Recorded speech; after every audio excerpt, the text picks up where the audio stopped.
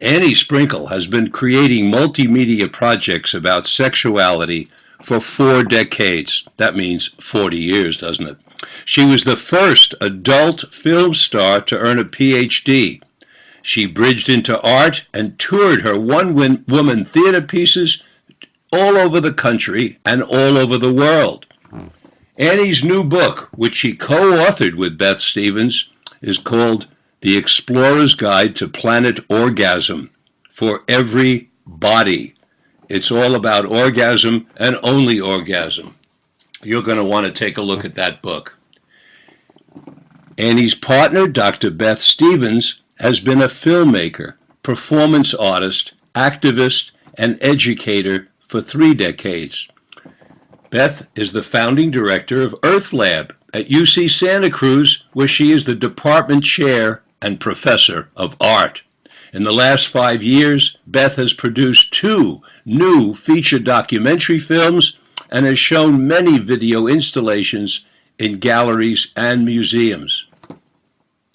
Together, Beth and Annie, Stephens and Sprinkle, are founders of the Ecosex movement, where they aim to make the environment movement more sexy, fun, and diverse.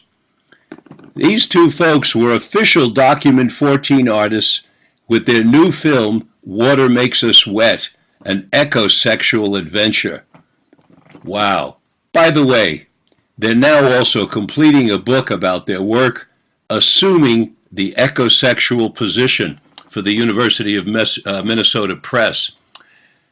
I watched their film, Water Makes Us Wet, an ecosexual adventure last night. It's fabulous. It made me laugh. It made me cry.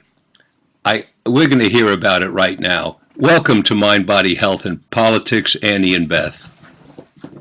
Thank you, Richard. Wow. Thank you, Richard. It's good to talk with you and your listeners. Well, I want to start out. Of course, everybody, I know this, wants to talk to Annie about how she went from being a porn star to getting a PhD. We may get to that later in the interview, but first, we're going to talk about your new project, which is Ecosexuality. And I'm going to read a little tiny bit from your book as a way of intro, and then turn it over to you two. From their book, Ecosexuality is a new sexual identity, an environmental activist strategy, and an expanded concept of what sex is and can be in our culture. Ecosexuals imagine the earth as a lover, a romantic partner, and experience nature as sensual, erotic, or sexy. Ecosexuality is a way of being in the world wherein giving and receiving love with the earth increases pleasure. Sex with humans is also a part of ecosexuality, as humans are part of, not separate from, nature. That's part of your book, Chapter 21, Ecosexuality. How did this come about?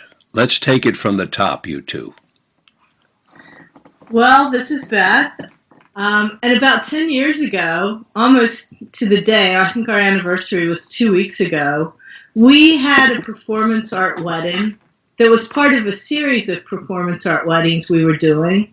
But in this particular one, we married the earth. And when we married the earth, we started thinking, well, what does it mean to marry the earth? And we realized that it meant that we needed to love, honor, and cherish the earth and take care of the earth and really try to pleasure the earth just as we would with any lover or any partner. And we really started thinking deeply about, well, what is our relationship to the earth? It's beyond the sort of, either using the resources of the earth without thinking about them or feeling guilty because we're hurting the earth all the time, which I don't think is a useful position. So we really started becoming lovers with the earth after that wedding, and it really changed us.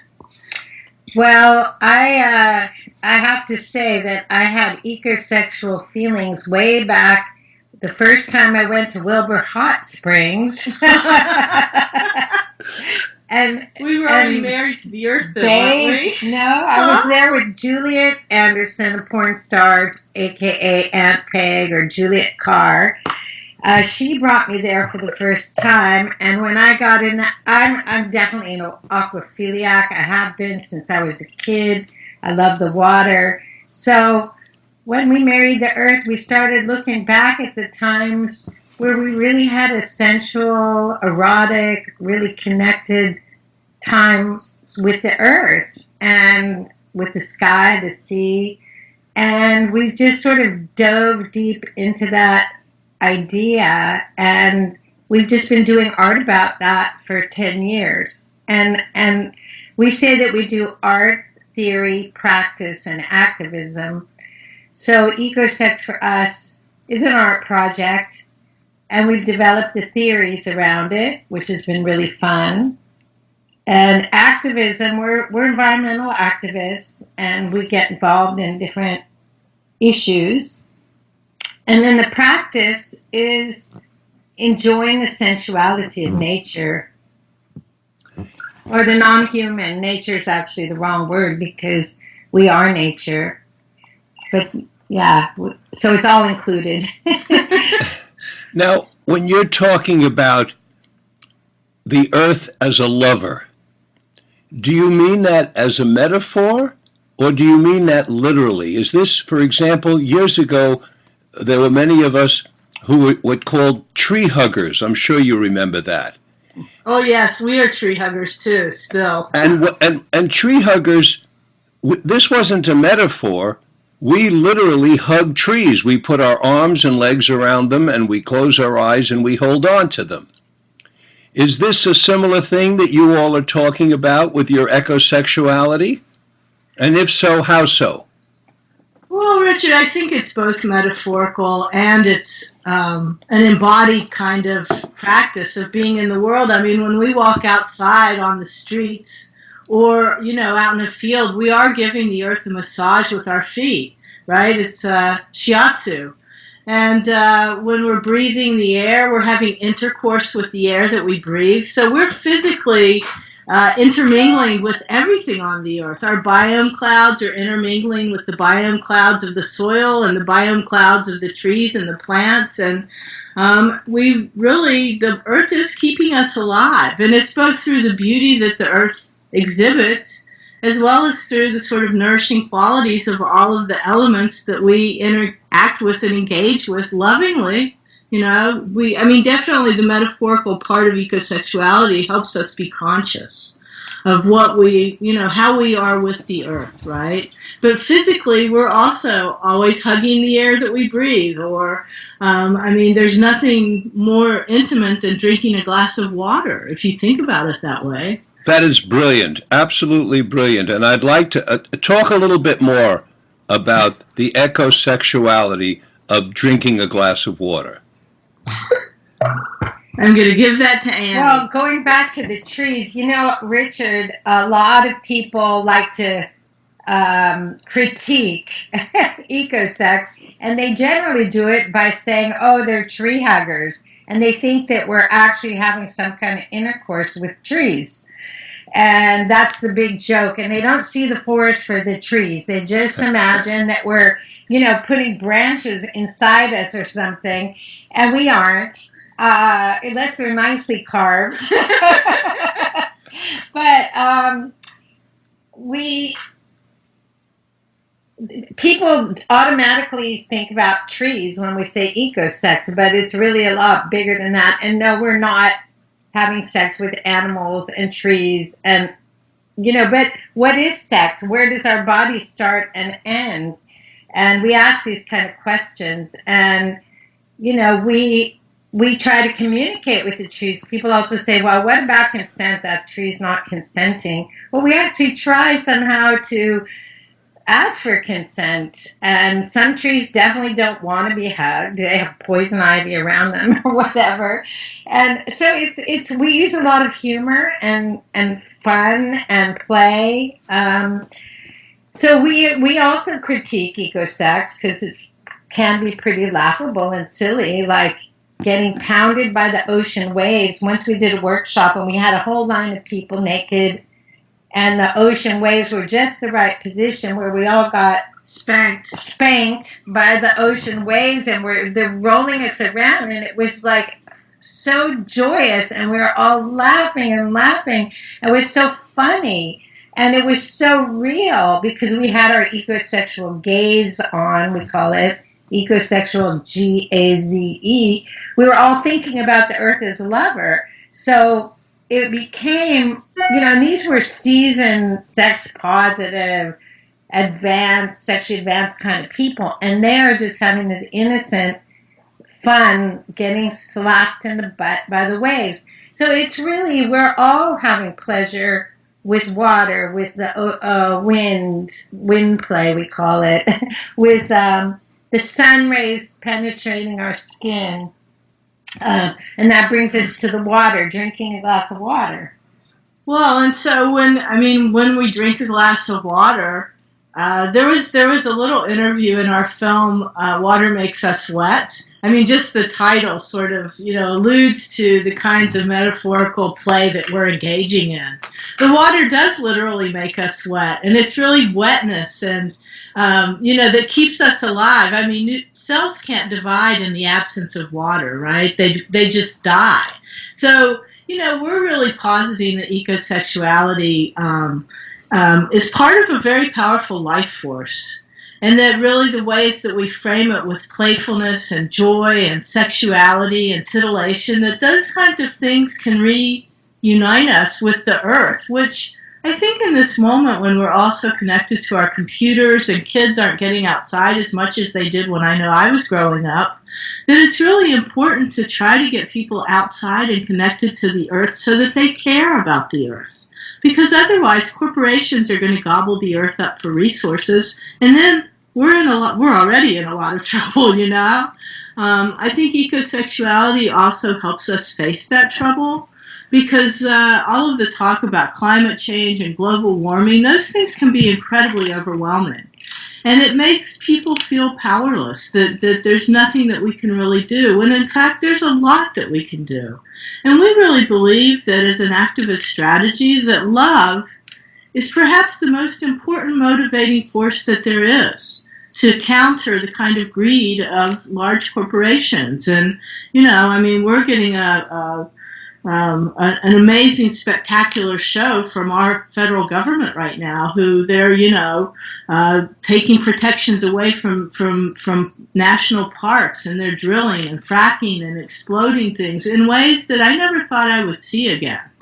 So in fact, ecosexuality, for as playful and joyous as parts of it are, it also gives us the strength to face the kinds of environmental devastation that are happening in order to try to stop that devastation. And by the way, for those listening that like to imagine the earth as a mother, we are anthropomorphizing the earth. It's beyond human qualities, but we can still imagine the earth as a mother. So if we're drinking a glass of water, it's like the mother is keeping us alive. But the mother is also a lover, has been a lover in order to become a mother. There's sex everywhere, so we can morph and change. The earth can be a friend, it can be a sister, it can be whatever helps us access a closer, more intimate, loving connection with the non-human and the human, because humans are included. And we're made of the same thing. So really, when you're making love with a human, you're making love with 70% of the human is water. And there's some stardust sprinkled in and some, other minerals and things. So, we just like being experimental in our thinking about sex. Also, as a sex educator myself, I'm very interested in, exploring new forms of pleasure, which aren't really new, but at least calling attention to various forms of pleasure that are easily accessible to people maybe who don't have partners, or who are in prison, or who I know when I heard the earth could be a lover, I was able to access nature, the non-human, much more easily because my mother was frankly kind of a bitch at times, and I was much more interested in sex and sexuality, and so that opened a door for me. But it's not for everyone. We're not saying the earth is not a mother as well. What you are doing, which is so wonderful, is you're using the art form as a way to create cultural change. I mean, that's really what it's about, isn't it? It's about changing our attitudes towards this ball that we are living on or that we are part of and how we relate to it. And using your art and sexuality as a kind of entrance point to having deeper dignity and respect for what's all around us, in us, above us, below us, and on the side of us. You got it, Richard. Yeah, Sounds like maybe you want to come out as an ecosexual on your show. I think my wife Jolie and I very much would like to join you and consider ourselves ecosexuals. Oh, wonderful, wonderful. And the nice thing is you don't have to give up anything else that you are. You just add it on to all the rest. Even before we became familiar with your work, my wife Jolie would talk about making love to the air and making love, feeling a sense of making love with the ocean in front of our home here in Mendocino. And the same thing when sitting in the water, as you mentioned at Wilbur Hot Springs, feeling so enveloped and so cuddled and surrounded and with this beautiful sensual feeling. And so, we really applaud you, and that's why I'm so happy to have you on the program today. Where I'd like to go now is something else that you are educating us about in your book, and it's what you call the intersection of ecofeminism, sustainability, and queer theory in relation to ecosexuality. So, with that introduction, please talk about those. That's a mouthful.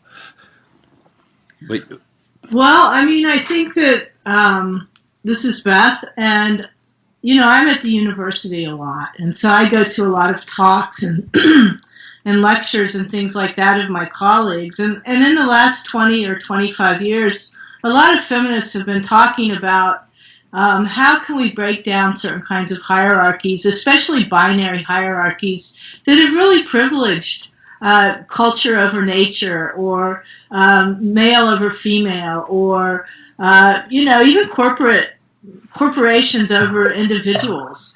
And so we really see ecosexuality as a way of contesting that and really doing that through pleasure, because honestly, hierarchies are not pleasurable. It's not, I mean, maybe some people get a lot of pleasure out of power, but more people than not don't, do you know? And so it's really a kind of making horizontal so that we are all just creatures of the earth, including animals and plants and things like that. But it creates a sort of more loving environment. And again, I would say I think love is the most important thing here in this moment when we're seeing so many things blowing up and falling apart. And and the falling apart part is kind of a natural cycle of life, but it's even how do you feel okay about that, right? Instead of getting scared and then retaliating. It seems that all over the world right now, there's a political movement that for some of us seems regressive. It seems like we're moving backwards rather than forwards. There's a move towards what's called strongman, such as Trump in this country. Some people feel that way about Theresa May in England, and dictators around the world.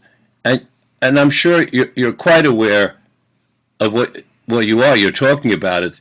The corporations being above people in this country with Citizens United. We created a situation where corporations almost are people. And you're pointing out that most people really enjoy and enjoy sensuality, can enjoy sexuality, certainly over power. Yet we have to be cognizant of the fact that there is that small group, and they're a very powerful group. Maybe they're only 5% of all of us who enjoy power over everything else. And so often they're leading the way. Can we get to them? Do you two have a sense of hope that we can reach those people who are willing to stand up in front of the world and swear to us that nicotine isn't addictive, for example? Remember that group? Yes. Yeah. I think ecosexuality provides a possibility for power from below. And I do think that we can reach those people. I mean, the thing also about ecosexuality is that we firmly acknowledge ecosystems and that there are different ways of, like each different strategy or tactic for reaching those people is important. And that we need to work as a system to reach them rather than any individual movement or individual person. I don't know if we can really change those people because they're addicted to profit. I mean, that is really the truth. They're addicted to profit over everything else. That's what capitalism is the production of profit.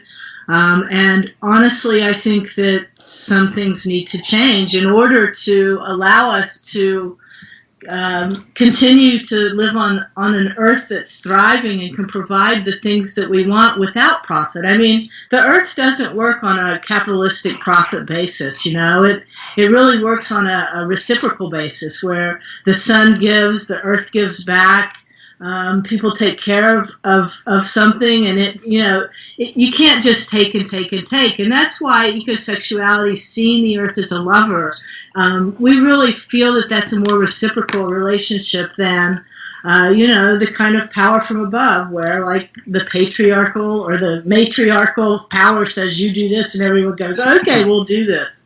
That's not reciprocity. And we think reciprocity is very important. On our new business card we just made last week, we put that we do social sculpture, which is a term that German artist Joseph Beuys created. I don't think that the word ecosex is going to reach people in the way, but because people like to poo-poo the idea. But we are creating culture. So, for example, there's a whole sex toy industry that's now more green and thinking about the environment. There's,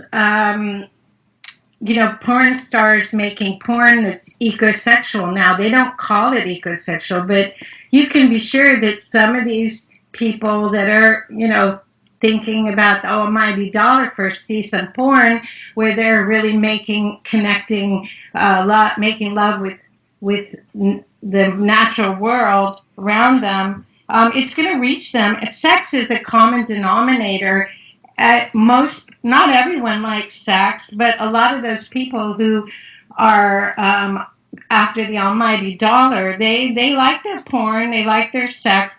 But we're also pushing against sex negative culture. It's a taboo to really enjoy the sensuality of nature. To masturbate with a hose is a taboo. To take pleasure with water. Sex is a taboo outside of monogamy and marriage. So any kind of pleasure that's not about monogamy and pleasure is going to be poo-pooed and put down. We've been on Breitbart and Fox News and all those, and to read the comments is really quite amazing because it's really largely people who are freaked out by sex. So as we're pushing against that kind of tabooness, but I think people are also freaked out about thinking of the earth as a source of pleasure rather than a resource that they can use for profit. And I think that, we're seeing this in the federal government now. Like the pushback, this guy, Scott Pruitt, who's the head of the EPA, he is undoing every rule that was put in place since the 70s to protect water, to protect forests.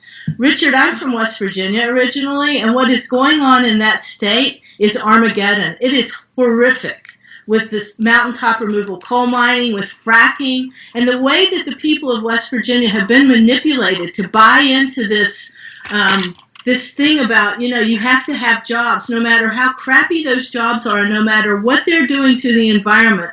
This thing about jobs it's like a deal with the devil, and the devil's Trump right now. And it's so heartbreaking to see that. So I know where the society can go unless we really fight those powers that are just trying to take everything they can from the earth. And I mean, we're seeing it at Standing Rock.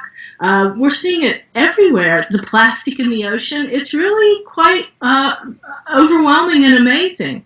And so we are really trying to galvanize people, around what it is that they really love. And the earth is life. Water is life. The people at Standing Rock, the indigenous people, are absolutely right about that. And I think that this is the choice our culture is going to have to make. Do we want life, or do we want like a death culture? Which I think is what capitalism is handing us on a platter right now. By the way, if people are interested, Goodbye Golly Mountain, an ecosexual love story, the last film we made, is on iTunes, and they can go there and watch it. And it's about West Virginia mountaintop removal. Annie, please say it again for everybody listening.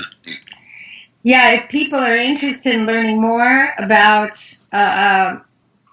what we're doing, our last film, Goodbye Golly Mountain, an ecosexual love story, is on iTunes.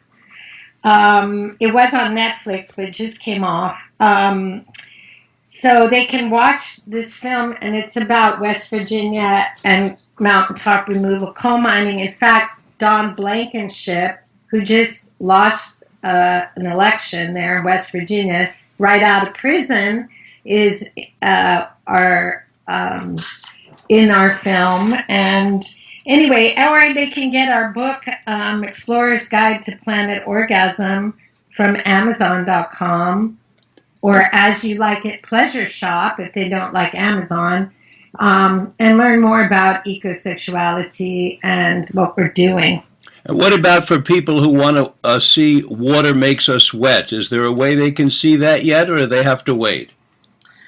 Well, they have to wait for a little while unless they want to write our distributor, Elizabeth Sheldon, at Juno, Juno Distribution, Juno Film. She's got it, yeah. JunoFilms.com. It's playing some film festivals. We'd like to get it into more film festivals. So if anybody wants, we can, show them the film, and hopefully we'll get it on Netflix and iTunes, and it'll be more available. But I'd like to introduce you to the people at the Mendocino Film Festival. Have you enter it there for next year? The festival's next week, but it's every June, and it's become quite a widespread festival. So that would be wonderful. Yeah, give that some. Mendocino. I want to come back to something else you said about the stigma of sex. From your perspectives as activists, as social activists, how are we doing with regard to changing the culture and its attitudes, particularly the negative attitudes, or what I would call the hypocritical negative attitudes towards sexuality? How are we coming along? Are we still in the era of shaming women who enjoy sex and championing men who are studs, or have we moved some beyond that? How are we doing with regard to what I call the sexual glass ceiling? Well, there's different ways to look at that. Obviously, the Me Too movement is having a huge effect on sexuality. All the proliferation of pornography and feminist porn. I mean, it's so huge. That's like saying, how are we doing with life in culture today? I mean, sexuality is so huge and ginormous, and there's so many ways to look at it. I think that we are moving along. There's a lot of what we call erotically gifted young people, but there are also some really, really fearful young people that we're around students a lot and young people, and we have interns, and there's some of them are really interested in sex but don't quite know how to go about it, or they're getting misinformation. Obviously, taking away abortion rights is going to affect a lot of people. So it's very huge and very complicated, and I don't think there's a simple answer to that question. I know it's a tough question, Yeah, but in terms of the way you said, that's sort of like asking how we're doing in life. Well, that's a tough question, but a good one. And you pointed out how we're doing in life, and I think you did it very well. We're struggling. We're struggling. There's a major struggle going on, as you pointed out, between power and capitalism on the one hand, and what you might call humanism or exosexuality, respect for the earth, more so respect for all living people, which we still haven't gotten to. So in terms of how we're doing with life, it's a struggle that's marginal right now. But I was hoping you would say, but it sounds like there's still hesitation, that we've made some progress with regard to our attitudes towards sexuality. We've wondered that when I've talked to people whether the proliferation of pornography has made it easier for people with regard to expressing their sexuality, because you can now see things by pushing a button on a machine that most people never saw in their entire lifetime. Yeah, right? That's true. I think it's been 2 steps forward, 1 step back. And I was very promiscuous in the 70s and early 80s before AIDS hit. And it was incredible. I'm so grateful I lived at that time. And we're certainly far from that. So people were having a lot of great sex and sexual adventures and freedom. And then AIDS came along, and sex became very dangerous, and then herpes, so these young people have grown up in an era of sex kills. That's put a damper on things. On the other hand, we do have more education available online. People can learn about any topic on Wikipedia. And Richard, this is Beth. I teach a course at UC Santa Cruz called Ars Erotica, and it's a large lecture general education course about erotic art. And it's really interesting because I teach a lot of I show a lot of alternative art that's sexually explicit. For instance, films about people who are otherly abled, having sex and, sexual relationships, sex around queer, trans sex, people of color, cyborg sex, right? These sort of films that are kind of have these imaginary characters. And the students, some of them, of course, like the queer students love the queer films, and the students of color love the student of color film. But it gets very complicated because also then, most of these kids have watched really mainstream pornography, and they have really set ideas about what porn is and what pleasure is. So while there's this proliferation of pornography, I'm not sure that the mainstream pornography is putting out a message that's very different from what you called sort of, the dominating stud and the, sort of hot female who's submissive to the dominating stud narrative. Exactly. It's really quite interesting because there has been freedom for people who are in other kinds of groups than that to make pornography and to get it out on the internet, which is really empowering. But I think now, again, our federal government is really pushing back against that, with their stance on trans people in the military or, homosexuality or so on and so forth. They're horrible, racist policies. All of these things, it's how are we doing with life? And those things do really affect how we're doing with sex and sexuality. But we're in a quite remarkable moment right now. Do you think these websites called, Tinder, or the hookup sites, Tumblr, Do you think they're having an effect on cultural sexuality? I think everything's having an effect on sexuality. I mean, pornography is a mirror of our society. It's not like, and It is? I didn't really know that, Andy. I thought it was a mirror of a bunch of guys down in a big warehouse in Los Angeles. well, if you look throughout history, you'll see in pornography different sexual styles and Oh, yes. attitudes between men and women and trans people. And you can see our erotic heritage, our history through pornography. So it is both. You know, I think it can be, yeah, where people are at, which is often a misogynist kind of society. Mm-hmm. But you also have so many alternatives now, what we call post-porn and feminist porn and queer porn and, you know, alternative kinds of heterosexual erotica and couples erotica. I mean, it's so huge. If you've seen one porn movie, you haven't seen them all. But I can tell you, there's an application called Grindr, which is for gay men. Have you heard of Grindr? And my great nephew told me about Grindr, and it was like, "Ooh, Auntie Beth doesn't know about Grindr, right?" And I was like, I thought at first, I was like, "Wow, this is a great idea. You can just be walking down the street, and your Grindr will locate someone else's Grindr, and then you can go grind somewhere." Mm-hmm. But I think, you know, I was just talking to some students the other day at Santa Cruz about these online dating apps, and they're not feeling safe because people, you know, you meet someone and you haven't really been around them for very long. You don't know their body language. You don't really even know who they are, you know, and it's a kind of interesting thing. I mean, on one hand, it's very liberating to have that sort of, you know, anonymous sex where someone may have signed up and given you certain, you know, qualities about themselves or information about themselves. But I know when I broke up with my last girlfriend many, many years ago, Annie and I've been together almost 18 years now. But that's the sound of applause. That was applause coming at you. No one thought we would do this because we were both so wild. But my last girlfriend... I've got to interrupt you there. Okay. Because the reason I want to interrupt is the applause is partly for your 18 years, but partly also because one of the most wonderful parts of your movie, Water Makes Us Wet, is your relationship.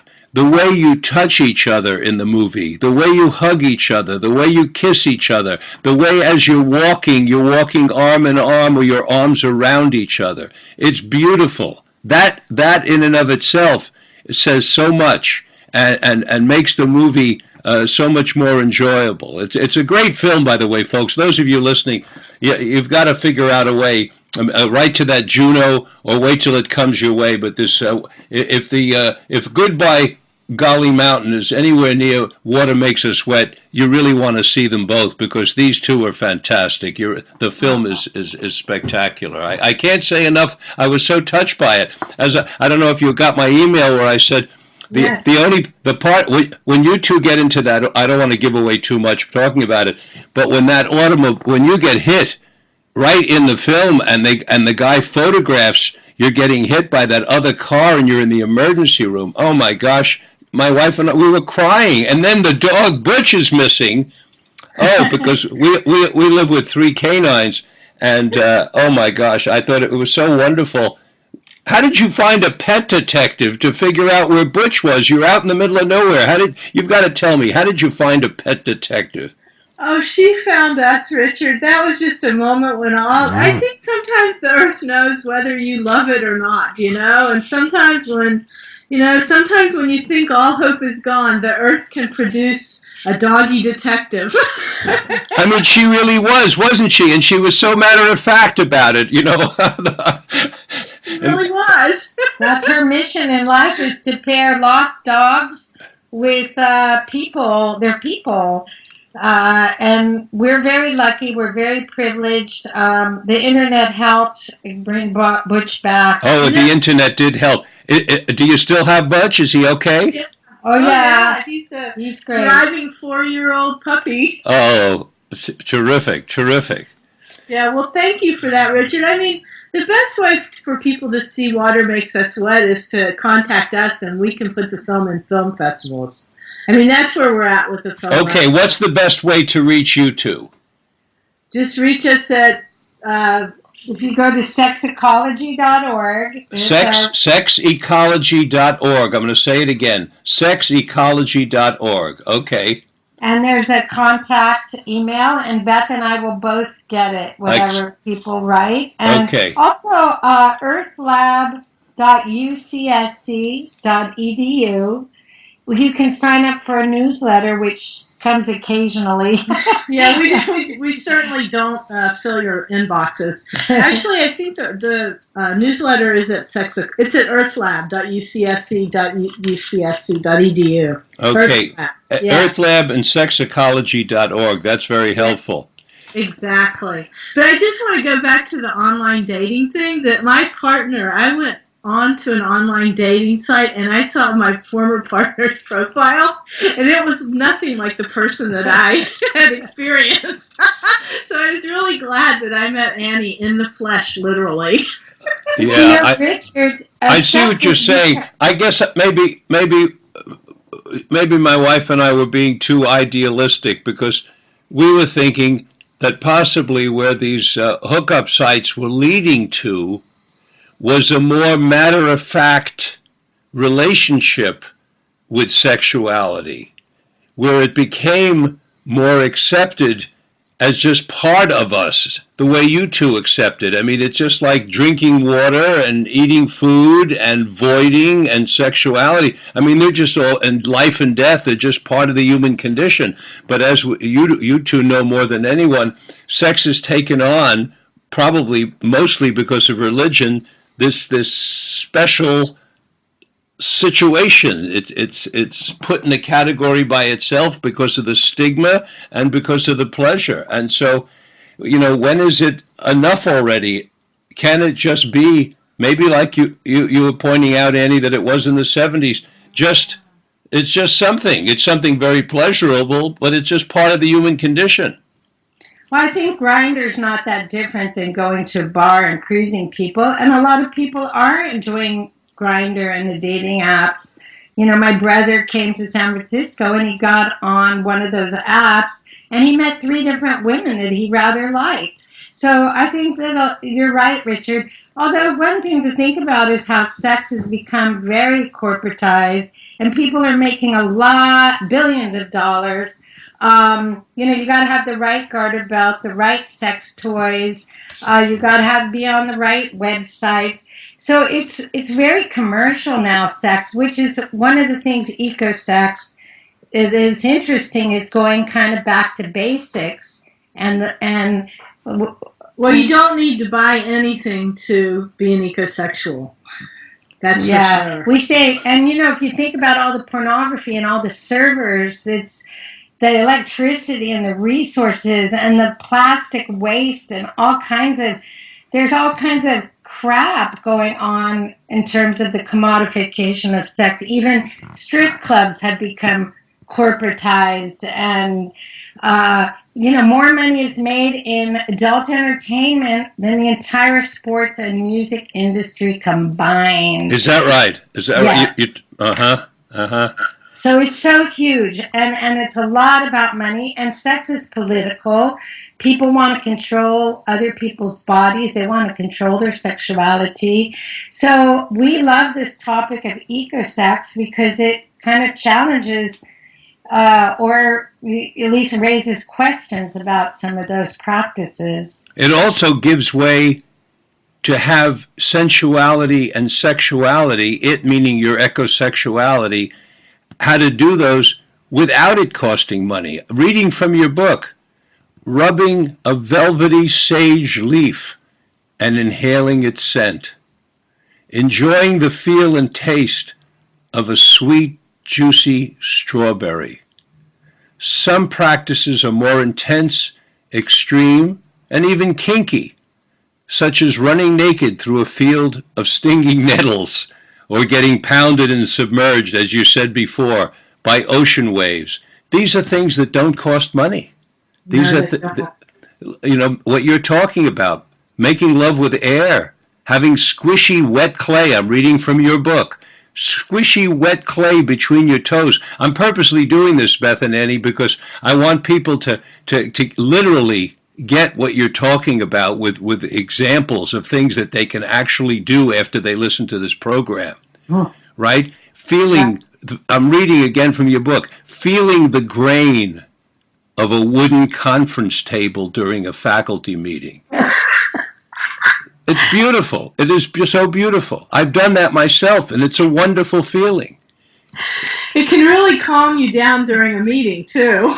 Well, let's face it, how many people straddle the hot tub jets? And I'm sure that your listeners, your particular audience for your show is a hot tub jet straddling crowd.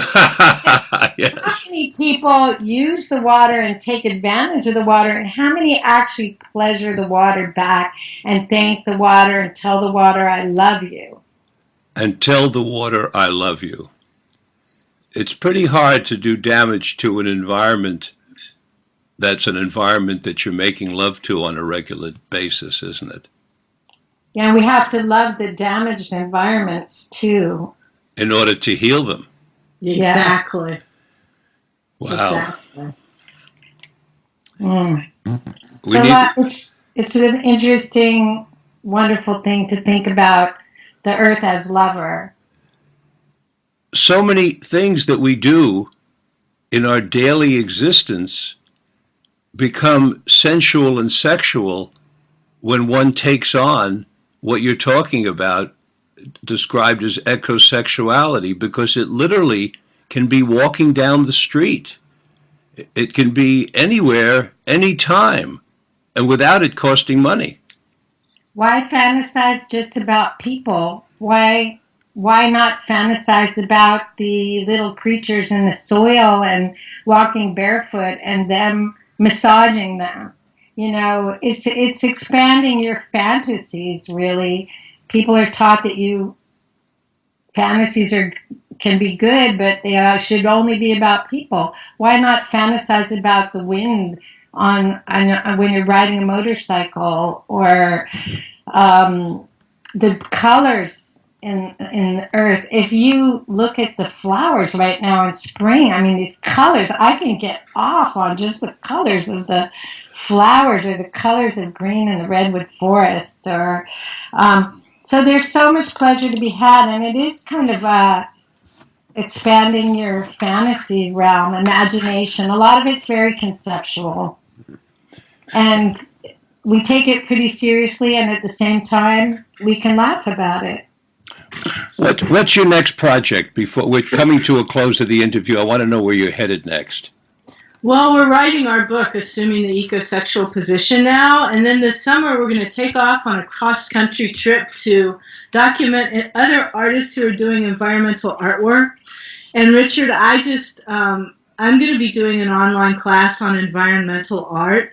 And believe me, my idea of environmental art is an expanded idea of environmental art. But what's so exciting about this class is that they're allowing me to really experiment with how I do the class, first of all.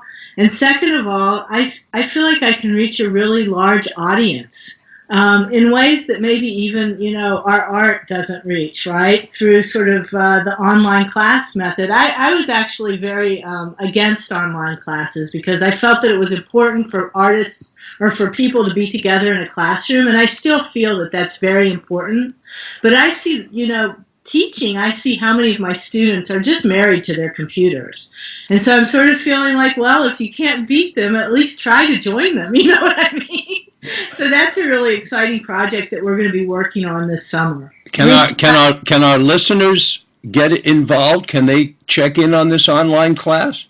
I think so. I think if they contact me at the university and they just look for Beth Stephens, the chair of the art department at UC Santa Cruz, they'll get my email address. I'm very easy to find. I could find ways for them to engage in this project. And maybe even, some of them could be testers to see if what we're doing is, actually interesting. I mean, I'm thinking about framing it as a sort of TV show. So it's going to be fun. It'll be like kind of Saturday Night Live at the Environmental Art Show. Fantastic. So if you want to get a hold of her, you heard that, Beth Stephens at UC Santa Cruz, but also you can always go to the sexecology.org website that we told you about before, and you can reach Beth that way. that sounds really cool. When you take this trip this summer, are you going to be taking your pollination pod with you?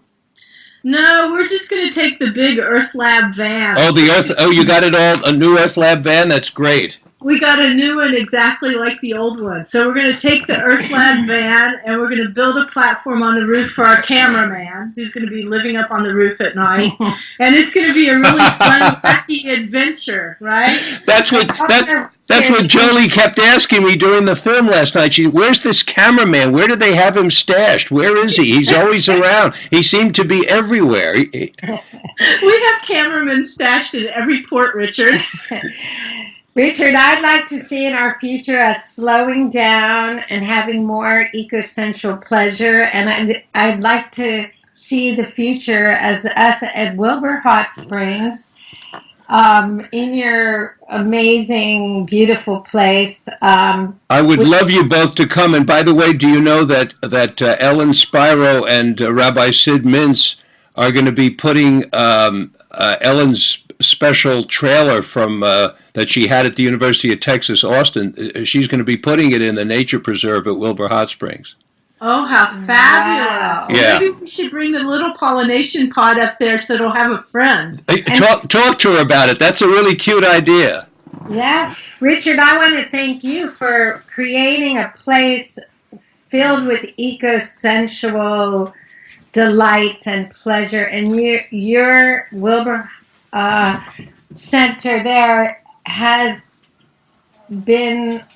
brought so many people so much joy and knowledge. I've been to the conference, the Women of Vision conference there. We presented there at Wilbur. Yeah. And you've done an amazing amount of pleasure activism. So thank you. Well, you're very welcome. It's really my privilege to be involved. And next time when you two come to Wilbur, maybe we'll get you to give a little talk on the Ecosexuality at Wilbur Hot Springs that's available. So thank you both very much for participating today in Mind, Body, Health, and Politics.